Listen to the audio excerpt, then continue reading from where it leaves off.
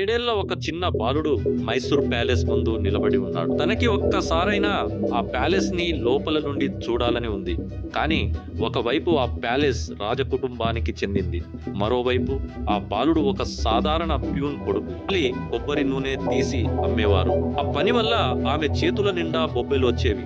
కుటుంబ పరిస్థితిని చూసి కృష్ణన్ కు చిన్నప్పుడే చదువు విలువ అర్థమైంది. తల్లిదండ్రుల వయసు పైబడిపోతుంది.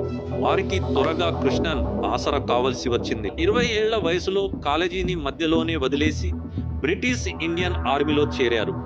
అబోటాబాద్ లోని మంచు పర్వతాలలో ఆయనకు సివిలియన్ వైర్లెస్ ఆఫీసర్ గా పోస్టింగ్ లభించింది. అక్కడ ఆయన పని అలైన్డ్ ఆర్మీ యొక్క రహస్య సందేశాలను వినడం, వాటిని డీకోడ్ చేసి ప్రధాన కార్యాలయానికి పంపడం. కృష్ణన్ తన జీవితంలో మొదటిసారిగా పరిస్థితులు చెక్కబడుతున్నాయని భావించారు. ఆయన తన కుటుంబానికి ఆర్థికంగా ఆదుకోగలుగుతున్నారు. ఇది ద లీలా హోటల్ వ్యవస్థాపకుల కథ.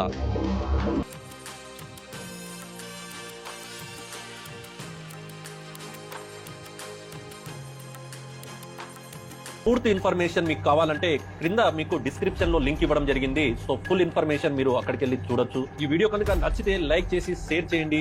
సో నెంబర్ 1 బిజినెస్ ఛానల్ ని ఫాలో అవడం మర్చిపోవద్దు.